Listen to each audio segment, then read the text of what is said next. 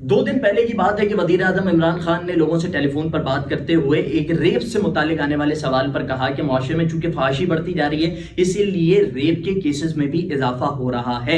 سخت قوانین موجود ہیں, ان پہ امپلیمنٹ ہونا چاہیے, لیکن ساتھ ہی ہمارے دین کے جو احکامات ہیں ہمیں ان کو فالو کرنا ہوگا تاکہ ہم ان تمام مسائل سے چھٹکارا پا سکیں.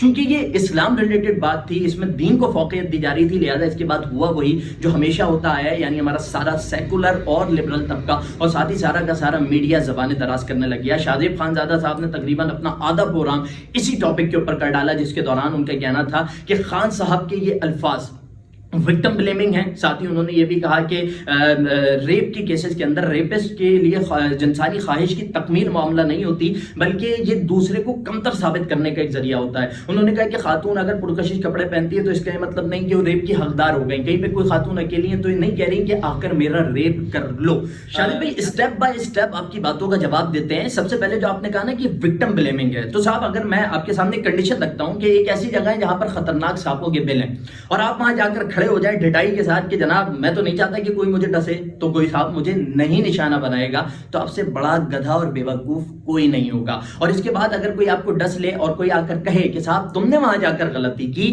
تو یہ وکٹم بلیمنگ نہیں بلکہ آپ کی غلطی کی جانب اشارہ کیا جائے گا. آپ جو کہہ رہے ہیں نا وکٹم بلیمنگ, میں آپ کو چیلنج کرتا ہوں کہ آپ روزانہ اپنے سوشل میڈیا کے اوپر اسٹیٹس لگا کر یہ کام انجام دیں کہ صاحب آج میں 25 لاکھ روپے لے کر اپنے گھر جو کہ فلاں مقام پر ہے, فلاں گاڑی کے اندر جس کا فلاں نمبر ہے, فلاں مقام کے اوپر جا رہا ہوں, اتنے بجے نکلوں گا, اتنے بجے تک پہنچ جاؤں گا. روزانہ اس طرح کے 3-4 اسٹیٹس لگانا شروع کریں.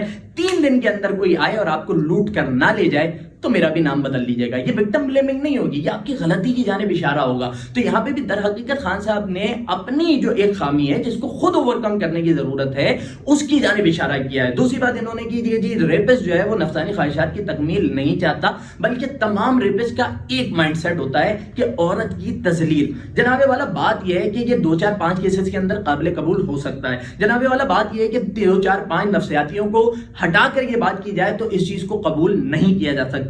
سب سے پہلے چونکہ آپ کو امریکہ بہت پسند ہے, امریکہ کے بسنے والے اور ان کی بات کے اوپر آپ بڑا ایمان کامل رکھتے ہیں, تو انہی کی جانب سے ایک دلیل سن لیجئے کہ امریکی سائیکولوجسٹ ڈاکٹر سیمول کہ جنہوں نے 50 ریپسٹ لوگوں کے انٹرویو کیے جنہوں نے عدالتوں کے اندر کسی کا ریپ کرنے کا اقرار کیا تھا, اور وہ اس نتیجے پر پہنچے کہ ان تمام کے تمام کی شخصیت, ان کے افکار, ان کے خیالات, ان کی ذہنیت ایک دوسرے سے بالکل مختلف ہے.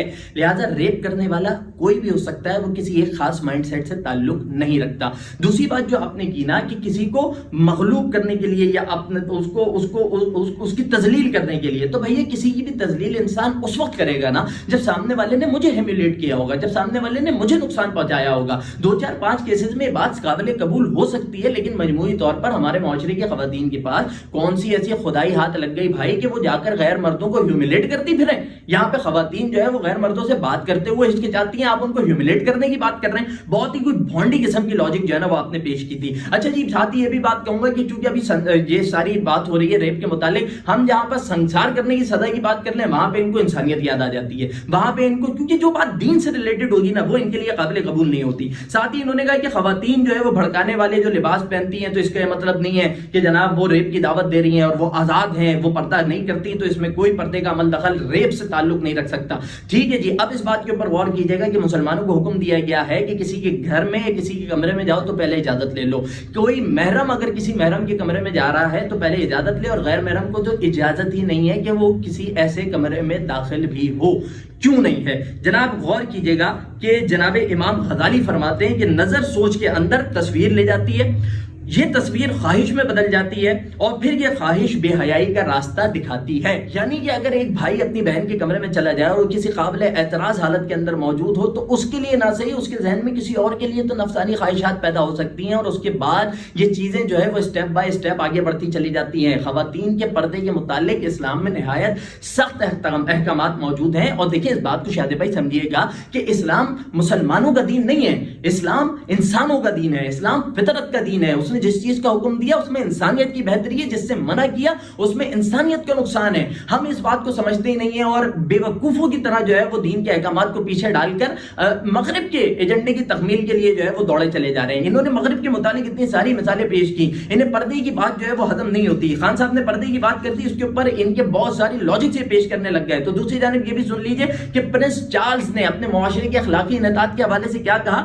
کہ اسلام مغرب کے سنگین اخلاقی انحطاط اور معاشرتی بگاڑ کا حل ہے، کہ اگر ہمیں اپنی اس معاشرتی انحطاط سے باہر نکلنا ہے تو ہمیں اسلام کو اپنانا پڑے گا. اور مسلمانوں کا عالم یہ کہ شاہزیب خان زیادہ جیسے مسلمان بن کے بیٹھے ہوئے ہیں. انہوں نے کہا کہ کوئی خاتون اگر رات کو اکیلی ہیں تو جناب وہ یہ نہیں کہہ رہی کہ وہ کسی کو دعوت نہیں دے رہی کہ آ کے میرا ریپ کر لو، لیکن رات کو اکیلے نکلنے کے متعلق جو دیکھیں اس بات کو یاد رکھیے گا کہ جو ریپسٹ ہے ذلیل ہے، جہنمی ہے، بغیرت ہے، گھٹیا ہے، لیکن ساتھ ہی ہمارے کرنے کے بھی تو کچھ کام ہیں. اسلام نے کیا بتایا کہ رات کے وقت اگر مرد بھی گھر سے باہر جا رہا ہے تو تمہارے لیے بہتر ہے کہ کسی ایک کو ہمراہ لے جاؤ، کوئی ہم سفر ہونا چاہیے. اس بات کو کیوں ہم نظر انداز کر دیتے ہیں، کیوں پسے پوش ڈال دیتے ہیں، اس کے اوپر کیوں غور نہیں کرتے؟ یہ ریپ کیسز کا بڑھنا اس میں کوئی اور دوسری ریزن نہیں سوائے اس کے کہ فحاشی آپ کے معاشرے میں عام ہو گئی ہے. شاہزیب خان زادہ صاحب آپ ٹیلی ویژن پہ بیٹھے ہوئے ہیں، ناچ گانے کے علاوہ ٹیلی ویژن کچھ نہیں دکھاتا. بھارتی فلمیں دکھا کر، پہلے تو ویلنٹائن ڈے اتنے زور و شور سے نہیں منایا جاتا تھا، پہلے اسکولوں کے اندر یہ بغیرتی عام نہیں تھی جو آج کل ہو رہی ہیں. کیوں نہیں تھی؟ اس لیے نہیں تھی کہ آپ نے انڈین فلموں کے ذریعے وہ سارا کلچر اڈاپٹ کرنا نہیں شروع کیا تھا. آپ اس فحاشی کو دیکھتے گئے اور اس کے اندر رنگتے چلے گئے. آپ نے بے حیائی کو دیکھنا شروع کیا، پورنوگرافی اس معاشرے کے اندر عام ہوتی چلی گئی، جس کے نتیجے میں یہ ساری خواہشات، یہ ساری چیزیں آگے بڑھتی جا رہی ہیں. پہلے 11ویں کے 12ویں کے بچے کو نہیں معلوم ہوتا تھا کہ ایک انسان کے دنیا میں آنے کا پروسیجر کیا ہے. 4تھی اور 5ویں کلاس کا بچہ جانتا ہے. کیوں جانتا ہے؟ کیونکہ آپ نے وہ ساری چیزیں جو ہے وہ اس کو اس کی عمر سے پہلے ہی بتانا شروع کر دی. اخلاقی انحطاط آپ کے معاشرے کے اندر مرد و زن کی تخصیص مٹا دی گئی. عورت اور مرد کے لیے جو ہے وہ ایک ہی مقام کو یکساں بنا دیا گیا. عورتوں کو مردوں کے برابر لانے کے لیے ہر قسم کی راہوں کا جو ہے نا وہ انتخاب کر لیا گیا. امریکہ کے معاشرے کے اندر، معاف کیجیے یورپ کے معاشرے کے اندر یہ تک ہوا ہے کہ انہوں نے کہا کہ ہمارے یہاں جو اخلاقی بدی ہے جو پھیلتی چلی جا رہی ہے اس کو روکنے کے لیے ہمیں مردوں اور عورتوں کو علیحدہ کرنا ہوگا، دور کرنا ہوگا. وہ اس چیز کے اوپر ریسرچ کر رہے ہیں اور ہم جو ہے وہ ان کی تقلید کے اندر اندھا دھند دوڑے چلے جا رہے ہیں. حقیقی بات یہ ہے کہ عمران خان صاحب نے جو بات کی ہے وہ 100% حق ہے، 100% حق ہے. ریپسٹ کو بدترین سزا ہونی چاہیے، سنسار کیا جانا چاہیے، لیکن ساتھ ہی پردے کا کلچر عام کرنا پڑے گا، ساتھ ہی حیا کی جانب جانا پڑے گا. کیونکہ بے حیائی، کیونکہ ہمیں تو اللہ تعالیٰ نے بتایا ہے نا کہ بے شرمی کی باتوں کی طرف بھی مت جاؤ. آپ بے حیائی کی طرف جائیں گے تو نتیجہ ان تمام خمیازوں کی صورت میں بھگتنا پڑے گا.